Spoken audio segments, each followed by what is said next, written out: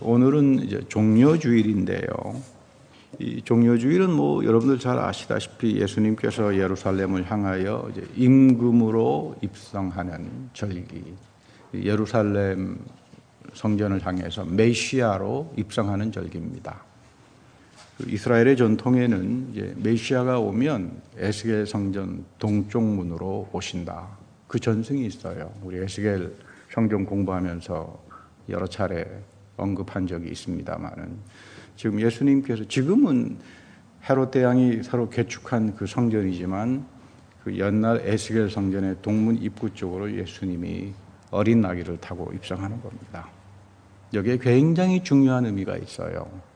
에스겔 성전의 신비가 지금 어디에서 열린다고요? 예수님의 종려주일 사건에서 열리는 겁니다. 요즘 보면 에스겔 성전 공부한다고 그러고 막 그 모임들이 있는데 여러 차례 제가 유튜브를 통해서도 읽고 듣고 배우기도 합니다만은 이분들에게서 한 가지 참 안타까운 것은 왜 이분들은 에스겔 성전의 의미가 종려주일에서 하나님의 귀한 뜻이 이렇게 열리고 그 봉인됐던 사건이 여기서 열리는 것을 왜 한마디도 하지 못하나 그런 안타까움은 있어요. 그런데 사실 이 주님께서 메시아로 오실 때에 주님의 이름으로 오시는 임금님, 왕을 이야기하죠. 우리 예수님의 호칭은 왕, 제사장, 그리고 예언자입니다. 왕과 제사장과 예언자의 모습이 그대로 예수님의 사역에서 드러나기 때문에 표현하는데 임금님, 하늘에는 평화, 가장 높은 곳에서는 영광이다. 그런데 정작 이 찬미를 불렀던 사람들이 예수님께서 십자가의 길로, 십자가의 길이라고 하는 제사장의 길이죠. 자기를 죽이고 용서하는 그 이미지가 담겨져 있잖아요. 근데 다 도망갔습니다. 도망간 정도가 아니라 다 배신했죠. 우린 모른다. 심지어는 돌을 들어서 저 사람을 처형하라고까지 미혹당하고 말을 한 군중들입니다. 그렇기 때문에 성경은 두고두고 군중신학 또는 민중신학 이런 거 허락 안 합니다. 항상 하나님의 우리를 개개인의 삶을 중심을 꿰뚫어 보시는 하나님께서 우리의 삶을 인도하시지 군중선동을 해서 민중선동을 해가지고 이거를 성경에서는 찾아보기가 어렵습니다. 그런가 하면 이 종려주일에는 쓰임받는 절기예요. 종려주일 속에는 하나님에 의해서 쓰임받는다. 누구들은 찬미를 했지만 떠나갔고 배신하고 십자가에 못 박혀 죽으라고 했지만 한편에서는 쓰임받습니다. 종려주일이라고 하는 건 쓰임받는 절기다. 그 쓰임받은 절기는 새끼나귀예요. 새끼나귀가 쓰임받았습니다. 힘도 세고 강한 다른 짐승도 있을 것이고 그 만왕의 왕 세상의 임금님으로 오시는 분이 하필이면 동물 중에서 제일 보잘것없는 그것도 새끼나귀인가 비실비실한 그렇잖아요. 근데 오늘도 하나님께서는 새끼나귀와 같은 사람들을 찾아갑니다. 그 마음에 깨끗한 사람들, 오늘도 하나님의 말씀을 향하여 주려 있는 사람들, 하나님 말씀의 은혜에 갈급한 심령을 갖고 있는 사람들, 이런 사람들을 하나님께서 들어 쓰신다. 이런 분들이 바로 다시 오실 메시아 그리스도, 또한 예배를 통해서 오시는 부활의 그리스도를 만나고 살아간다. 그 뜻이에요. 이런 면에서 종려주일은 인간의 배신이 있지만 한편에서는 겸손한 자를 들어서 하나님께서 쓰시는 절기다. 여러분들의 삶이 하나님 앞에 쓰임받는 존재가 돼야 돼요. 기독교 신앙의 아주 중요한 것은 여러분들의 믿음이 장성하게 되면 하나님께서 씁니다. 내가 쓰임받는 존재가 되게 해 주십시오. 겸손이라고 하는 말은 순종하고 늘 같이 나타나는데 성경에 원래 이 겸손이란 말은 후밀리타스, 라틴 말로 후밀리타스라고 하는 말이 참 중요한 표현이에요. 후밀리타스, 이게 뭐냐 하면 교만하고는 반대가 됩니다. 우리가 원죄가 뭐냐 이야기할 때 원죄는 교만으로 이야기하죠. 근데 이 교만이라고 하는 뜻은 성경을 들여보고 상고를 해보면 뜻이 대단히 깊습니다. 이 교만이라고 하는 게 뭔가? 교만이라고 하는 건 뱀의 소리를 듣고 믿는 거예요. 오늘 제가 성경 공부 시간에도 중요하게 말씀했습니다만 뱀은 광명을 가장한 천사처럼 나타나서 우리를 속입니다. 그것도 하나님 말씀을 가지고 속여요. 이 뱀의 소리를 듣기 시작하면 물려요. 중독이 되면 그때는 참으로 비참한 존재가 됩니다. 그래서 성경에는 교만한 자가 우상숭배자라고 그러죠. 우리는 교만이 우상숭배하고 연결이 되는 줄 몰랐는데 성경은 그렇게 말해요. 너가 하나님의 신령한 말씀에서 벗어나서 뱀의 소리를 듣고 잘못된 길을 갈 때 너는 내 마음속에 자기를 숭배하거나 세상의 잘못된 미혹된 사상을 숭배하거나 그렇게 된다 이 말이에요. 그래서 교만이라고 말에는 성경에는 세상에는 안 믿는 사람이 없다. 하나님을 믿든가 악한 영을 믿든가 두 가지밖에 없습니다. 제가 늘 하는 말씀입니다만은 내가 누구에게 속해 있나? 성경은 그거를 물어요. Who are you? 이런 말 묻지 않습니다. 너는 누구에게 속해 있느냐? 너가 누구에게 소속되어 있느냐? 내가 하나님에게 소속되어 있는가? 하나님에게 소속되어 있는 사람은 하나님 말씀을 사랑할 수밖에 없죠. 왜냐하면 하나님께서 말씀을 통해서 우리와 만나니까. 그러나 여전히 우리의 제한과 연약함과 무지함 때문에 하나님의 말씀이 닫혀 있습니다. 너울처럼 닫혀 있어서 끊임없이 하나님께서 성령을 통해서 이것을 열어주시고 내 마음에 깨달음을 줄 때에 우리는 상상하지 못하는 세상이 생각하지 못하는 놀라운 총명함과 하늘의 지혜를 깨닫는 그런 축복의 삶으로 살아가는 겁니다. 그러나 우리가 뱀의 소리를 듣기 시작하고 우상숭배자가 될 때 그 소리가 단절이 되어버려요. 그래서 비극적인 삶을 사는 겁니다. 사실 세상 사람들 만나보면 왜 교회에서 죄를 이야기하느냐. 죄라고 하는 것은 교회가 사람들을 얽어매어가지고 바보처럼 만들기 위해서 만들어낸 억압의 도구다. 그렇게 말을 하더라고요. 성경은 여러분 죄라고 하는 것을 여러분들을 억압하는 도구로 사용했다는 말이 한마디도 없어요. 죄는 인간 존재의 책임성으로부터 옵니다. 우리 세상에서도 특히 아시아 문화권에서는 죄라고 하는 말을 굉장히 중요하게 사용합니다. 우리 공자님도 그러잖아요. 유교에 보면 수오짓입니다. 인간은 수치스러움이 있을 때 인간이 된다 이 말이에요. 죄라고 하는 건 존재론적인 거죠. 내가 하나님 앞에서 제한적인 존재로구나. 내가 아무리 엄청난 일을 하더라도 하나님 앞에서 난 모자란 존재로구나. 이 존재론적인 거죠. 그래서 이 종교적인 죄라고 하는 sin 이 말하고 사회적인 범죄, crime하고 구분하잖아요. 물론 크라임으로 가게 되면 그건 세상에 이제 그 재판을 받습니다만은 우리가 하나님 앞에서 자기의 한계성, 자기의 연약함을 깨닫는 게 죄예요. 그래서 하나님의 은총을 구하고 살아계신 성령을 체험하고 보다 더 하나님과 가까이 가는 그 사건이 다시 말하면 인간의 책임성이요, 죄요, 은혜를 이야기하는데 이 죄라고 하는 부분을 이해하지 못하면 엉뚱한 생각을 하고 살아가게 됩니다. 마틴 루터가 종교개혁을 하면서 굉장히 힘들었습니다. 그렇잖아요. 한 세기를 열어놓는 대사건입니다. 서구에서는 1517년을 기점으로 해서 근대 사회가 열렸다고 그러죠. 그 이유는 뭐냐면 국가도 이제는 연방국가로, 개인국가로. 그전에는 다 신성 로마 제국에 해가지고 카톨릭이 다 지배했습니다. 그러나 연방국가로 개별적인 국가들이 독립하기 시작합니다. 그래서 국제법이 나타나는 거죠. 그런가 하면 개인이 해방당합니다. 이제는 개인이 믿음을 통해서 하나님과 소통할 수 있다. 그리고 성만찬이나 예배는 사제들의 전유물이 아니라 우리 모두가 모여서 여기에 오시는 하나님과 성령을 체험하는 우리 모두에게 주어진 하나님의 놀라운 축복이다. 이게 뒤바뀝니다. 그러니까 개인이, 양심이, 인권이 시작되는 게 종교개혁이에요. 그래서 이른바 근대사회가 열립니다. 근데 루터는 늘 그런 기도를 합니다. 하나님, 내가 하나님 앞에서 평생 거지처럼 살게 해주십시오. 실패할 때나 성공할 때나 늘 하나님 앞에서 나의 연약함을 알고 살게 해주십시오. 그래서 나를 하나님의 충만한 권능과 성령의 강동하심으로 나를 채워주십시오. 이렇게 해야만 나는 주님 앞에 쓰임을 받을 수 있습니다. 여러분, 우리가 종려주일에 드리는 기도입니다. 내가 주님 앞에 쓰임을 받기 위해서는 내 자신의 연약함과 내 자신의 존재의 미학이라고 하는 거, 이거 깨달아야 합니다. 성경 공부 시간에도 말씀드렸습니다마는 욥이라는 사람은 맹랑한 사람입니다. 어떤 면에서 보면 욥은 펠라기안주의의 대표라고도 이야기할 수 있습니다.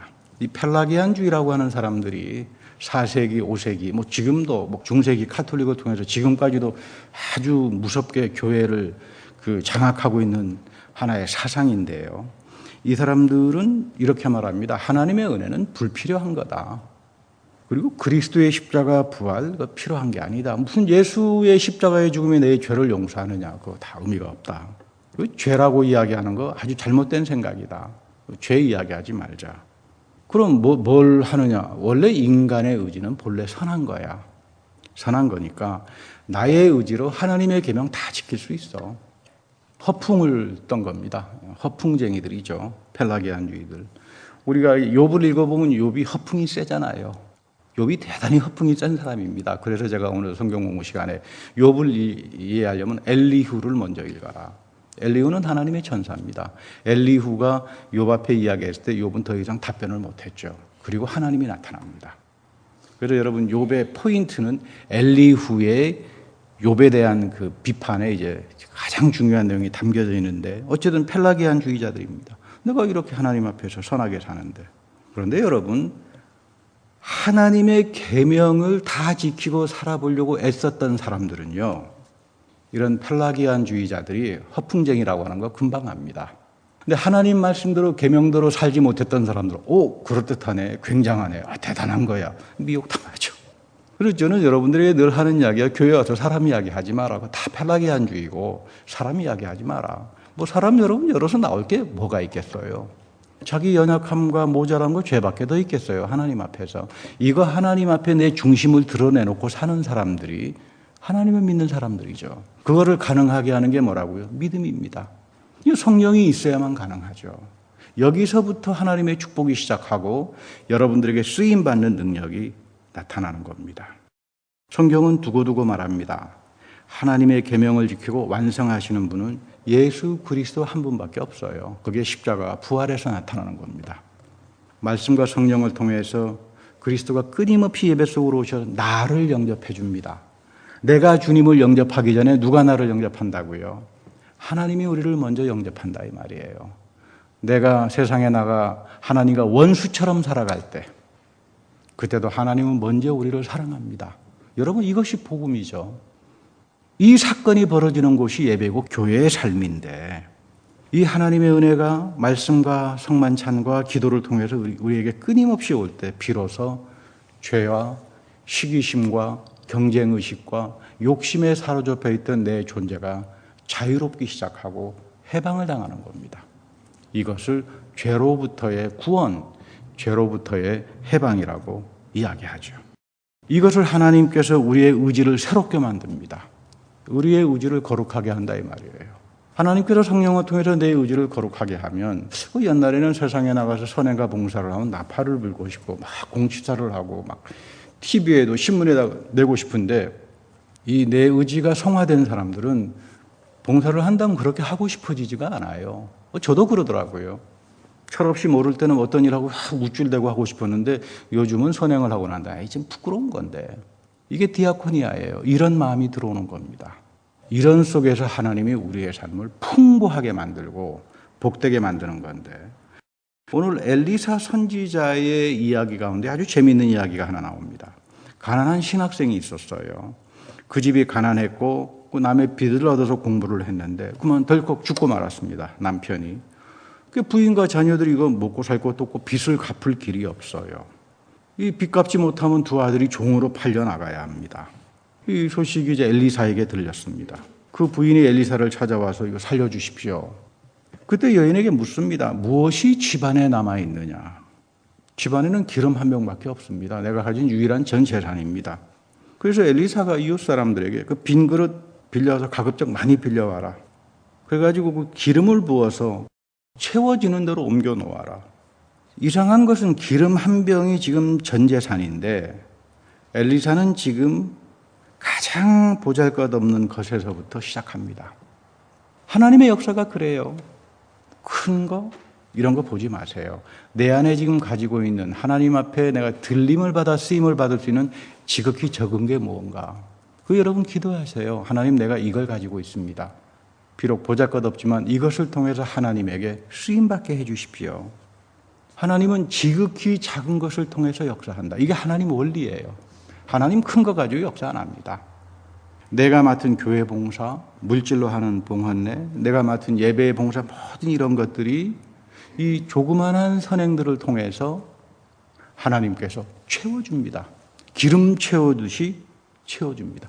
이것이 하나님의 은혜가 역사하는 원리예요. 성경에서. 이걸 여러분 볼 수 있을 때 성경의 중요한 내용들이 열리는 겁니다. 아, 나도 엘리사를 통해서 얻었던 이 축복이 나에게 이렇게 하면 이어지는구나. 그렇게 살면 되는 거죠. 그런가 하면 이 부인에게는 순종하는 믿음이 있어요. 이 순종이라고 하는 말은 항상 믿음하고 연결이 되는데 기름병밖에 하나 없는데 그 많은 그릇 빌려다가 무엇에 쓰시려고 그럽니까? 이런 쓸데없는 대꾸가 없어요. 이 부인에게. 기름이 땅에서 쏟기라도 합니까? 여러분, 의심이라고 하는 건 어디에서 올까? 사람은 다 의심하고 살아갑니다. 유별나게 누가 의심하고 이런 거 없습니다. 또 사람은 다 믿음을 가지고 삽니다. 나쁜 마음의 습관에서 오죠. 나쁜 마음의 습관에서. 그래서 여러분, 옥토바처럼 갖는다는 게 굉장히 중요한 거예요. 내 마음은 어릴 때부터 습관화가 되기 시작합니다. 내 마음이 잘못된 마음의 습관이 되기 시작하면, 그래서 여러분, 의심하는 사람은 자기가 옳다고 생각하는 거에 대해서는 절대로 의심하지 않잖아요. 여러분, 그러면 봤습니까? 난 의심을 많이 하는 사람이야. 그러니까 내가 생각하는 것조차도 난 의심하고 살아. 그런 사람 전 아직 본 적 없어요. 의심하는 사람은 자기가 생각하는 거에 대해서 맹신할 정도로 광신합니다. 여러분, 이게 위험한 거예요. 항상 내 마음의 습관을, 내 영적인 습관을 하나님 말씀 안에서 계속 이렇게 다듬어가고 경작해 나가고, 이게 중요한 거죠. 그러면 언제 의심이 사라지는가? 여러분 속에 의심이 사라질 때는 말씀이 내 안에서 깨닫기 시작하면서부터 사라집니다. 여러분들은 세상에 나가서 세상은 의심하는 사회입니다. 저 사람 믿을 수 있나? 다 의심하고 살죠. 교회에 들어와서 여러분들이 믿음을 배울 때는 다른 것이 아니라 말씀이 여러분들에게 들려지기 시작할 때, 그 들려지면서 이 말씀이 깨달아지기 시작할 때, 아, 저게 저런 말씀이었구나. 이게 여러분 성령의 역사예요. 이게 바로 여러분 하나님의 음성을 듣는 겁니다. 그래서 여러분 설교를 캐리구마 하나님의 음성이라고 그러죠. 성경에서 말하는 비바 복스 에반겔리, 살아있는 하나님의 음성은 성경에 우리 사이에 다 수건이 닫혀져 있어서 성령이 오셔서 이렇게 열어주고 내 영이 살아나기 시작할 때 몰랐던 말씀이 깨달음이 와요. 저는 여러분들을 볼 때마다 큰 감동이 있습니다. 여러분들에게 주시는 하나님의 말씀의 깨달음이 놀라워요. 그 말씀이 살아서 여러분들을 깨닫게 하니까 여러분들의 태도나 행동을 보면 이건 정말로 하나님께 복받은 사람들이다. 여러분, 이거를 붙들고 놀지 말아야 합니다. 이것 때문에 교회가 있는 거예요. 하나님의 음성을 듣기 위해서. 하나님의 봉인됐던 닫혔던 것들이 목회자의 설교를 통해서 또는 성경 공부를 통해서 열립니다. 이 열림이 나를 솔로몬처럼 엄청난 지혜의 사람으로 만들어가죠. 이거는 세상에서 무슨 학박사를 한다고 해서 얻어질 수 있는 게 아닙니다. 이건 하나님의 사람에게만 성령을 통해서 말씀으로 역사하는 하나님의 능력이죠. 그런데 재미있는 것은 이 부인에게 마지막 남아있는 그릇에 그 그릇에 붓기 시작하는데 기름이 마르지가 않는데 더 이상 빈 그릇 없습니다. 그러니까 딱 멈춰요. 여러분 여기서 조심해야 됩니다. 하나님의 은혜는 항상 차고 넘치는데 나 이만하면 됐어. 그러면 여러분 은혜 끝나요. 나 이 정도면 괜찮지. 내 이 정도면 근데 성경은 뭐라고 합니까? 섰다 할 때 조심하라 이 말이에요. 인간은 끊임없이 하나님의 은혜를 간구하며 살게 되어 있는 존재예요. 여러분들이 영의 세계로 들어오잖아요. 하나님의 신령한 세계가 열리는 사람들에게는 정말로 사슴이 시냇물을 찾아 헤매듯이 그 간절함이 있어요. 하나님은 항상 새로움으로 채워주는데 나 이 정도면 됐어. 우리 사울이 그랬죠. 나 이 정도면 됐어. 그래서 교만하게 되고 뱀의 말을 듣게 되고 결국은 패망으로 가는 겁니다. 교만은 패망의 선봉이다. 무슨 말이죠? 교만은 뱀의 말을 듣는 거예요. 세상의 잘못된 풍조의 말을 믿고 가다가 결국은 망하는 겁니다. 우리 사도 바울도 디모데후서에서 중요한 말을 합니다. 부잣집에 가면 많은 다양한 그릇이 있을 겁니다. 근데 여러분들이 집에서 그릇을 쓸 때 이게 얼마나 훌륭한가, 메이드 인 차이나인가 이런 거 보지 않을 거예요. 깨끗한 그릇 쓰겠죠. 깨끗한 그릇입니다. 하나님은 우리를 볼 때 너 금그릇이로구나, 너 은그릇이로구나 이렇게 말 안 해요. 넌 질그릇이다. 흙으로 만들었다 이 말이에요.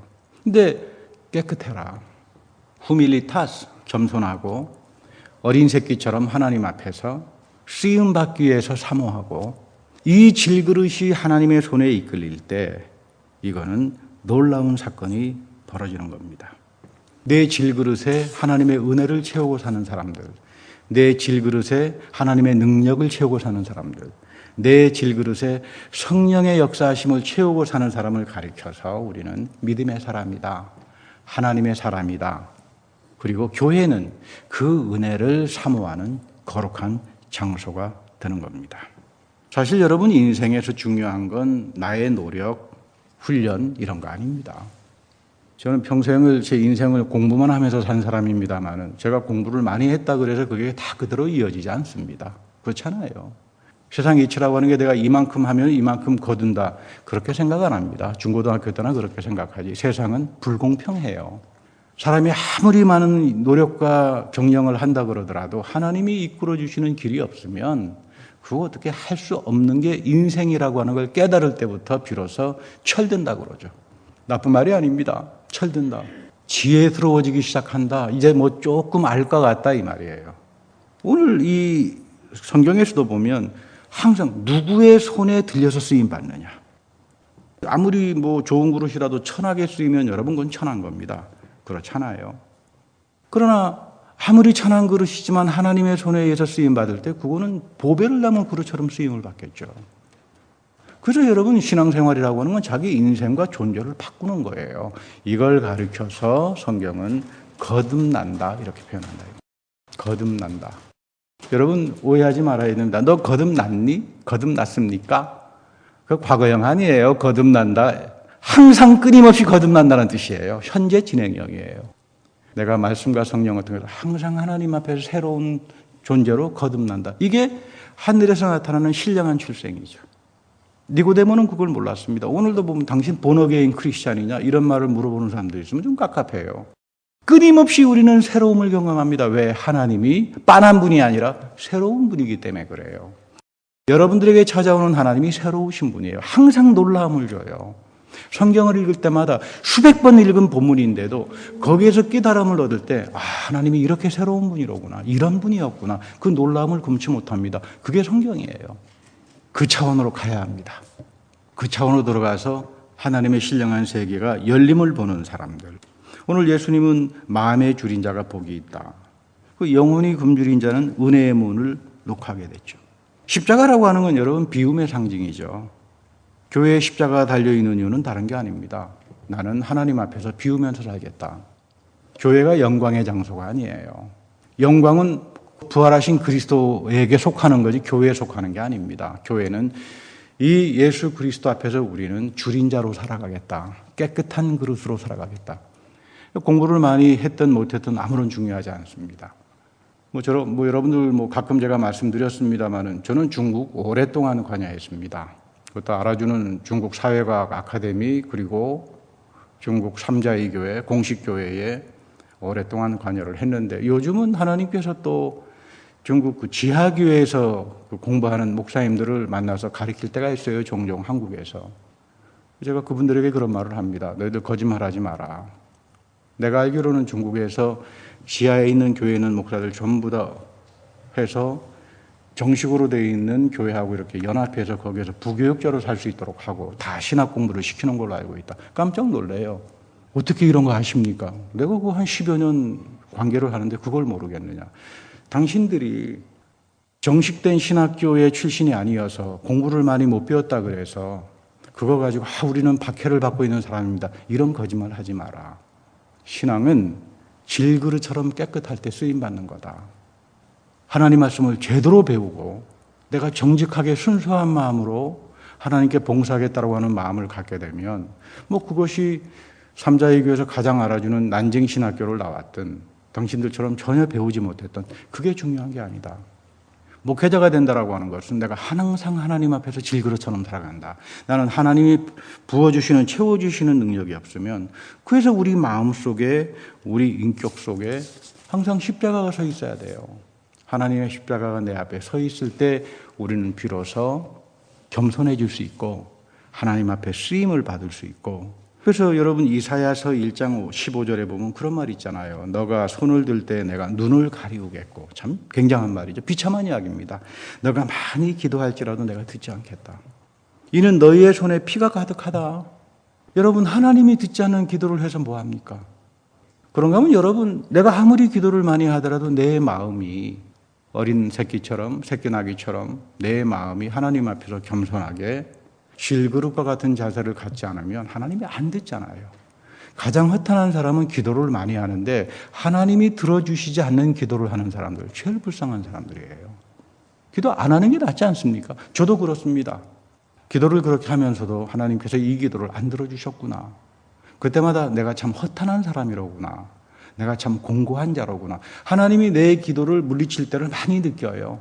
안 들어주십니다. 그때마다 느끼는 게 사도 바울도 그런 말 하잖아요. 내가 얼마나 공고한 자입니까? 내가 완벽을 추구하기가 어렵다, 하나님 앞에서. 1799년도에 그 독일의 유명한 그 훔볼트라고 하는 백작이 있죠. 지금도 독일에 가면 베를린의 훔볼트 대학은 뭐 최고의 대학입니다만은 이분이 이제 쿠라레라고 하는 아주 효능이 좋은 약을 발견한 적이 있어요. 이 베네수엘라 정글을 탐험하는데 그 인디안 사냥꾼들이 단 하나의 화살로 큰 동물을 넘어뜨립니다. 근데 그 화살 쪽에는 봤더니 쿠레라라고 하는 아주 맹독이 있어요. 이 정글에 있는 식물을 채취한 건데 이 쿠레라는 두 가지 특이한 성질을 가지고 있습니다. 직접적으로 혈관에 주입하면 그냥 즉사합니다. 그게 무서운 독이에요. 근데 이것을 물에 묻게 타가지고 사용하면은 만병통치하게 됩니다. 그래서 여러분 원래 독이라고 하는 말하고 약이라고 하는 말이 동의어예요. 같은 말이에요. 여러분 약 잘못 먹으면 독이 되잖아요. 그렇죠? 독도 잘 먹으면 약이 된다 그러잖아요. 여기서 나오는 말들입니다. 이 훔볼트 백작이 아프리카 쪽에 있다가 유행병으로 다 죽어가는데 그 동네에 있는 닥터가 와서 물에 묽게 타가지고 이 쿠레라 약을 먹고는 깨끗하게 나음을 입습니다. 이 놀라운 회복의 효능을 가지고 있다. 신앙생활이라고 하는 것은 우리가 바른 복음, 성경을 통해서 말씀에 기록된 대로 바른 복음을 찾아갈 때 쿠레라와 같은 놀라운 능력을 우리에게 행사합니다. 그러나 우리가 짝퉁복음, 세상의 파워와 세상의 프린시팔리티스, 원리에 따라서 세계적인 세상적인 미혹에 빠져 있는 짝퉁복음을 쫓아가게 되면 우리는 죽습니다. 그래서 여러분 복음에는 항상 은혜와 심판이 같이 오는 겁니다. 내가 이 복음을 들을 때에 주님, 내가 하나님 앞에서 겸손한 자로서 쓰임받게 해주십시오. 이런 자리를 갖는 사람들에게 복음은 놀라운 능력을 행사하지만 세상적인 나는 뭐 더 이상 그리스도의 십자가도 필요 없고 나는 완전한 사람이고 펠라기안 사람들처럼 이렇게 난 내 의지 가지고 모든 것을 다 할 수 있다라고 하는 허풍이나 치면서 교회 생활을 할 때 그 사람들은 독에 물리고 말고 맙니다. 우리가 종려주의를 생각하는 것은 내가 하나님께 쓰임받기 위해서는 항상 하나님의 말씀으로 하나님이 원하는 곳으로 나를 채워주십시오. 이거를 사모하면서 종려주의를 보내는 귀한 여러분들이 되기를 축복합니다. 다 같이 기도하겠습니다. 하나님, 우리가 하나님 말씀을 깨닫지 못하고 봉인된 말씀을 열지 못하여 어리석은 짓을 할 때가 많고 어리석은 기도를 할 때도 많고 하나님 마음에 합하지 못하여 살아갈 때가 많습니다. 우리를 긍휼히 여기시고 이 종려주일의 새끼나귀가 그리스도를 태우는 놀라운 그 사역의 쓰임을 받았듯이 우리 모두가 하나님 앞에서 나의 교만을 버리고 나의 죄들을 버리고 그리스도의 은혜로 채워져 참으로 놀라운 하나님의 사랑과 영광 가운데 거하는 주의 백성이 다 되게 하여 주옵소서. 우리 구주 예수 그리스도의 이름으로 감사하며 기도드립니다. 아멘.